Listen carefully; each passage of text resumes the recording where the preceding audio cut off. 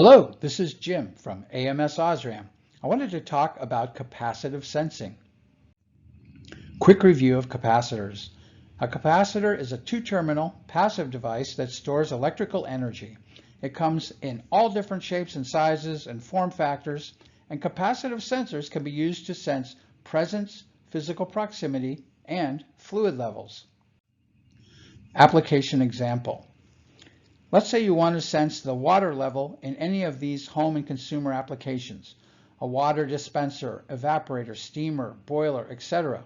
Capacitive sensing is perfect for these kind of applications. Factors affecting capacitance. You may recall this formula from physics class. Capacitance is dependent on the permittivity of the material between the plates, whether that's water, air, Teflon, or something else.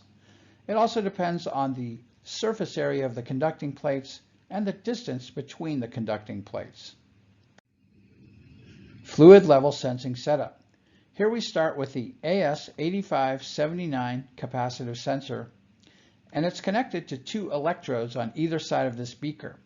As the fluid level inside the beaker fills up and pushes air out, the permittivity of the material between the plates changes, and this impacts the capacitance. The AS8579 capacitive sensor enables reliable sensing of fluid levels.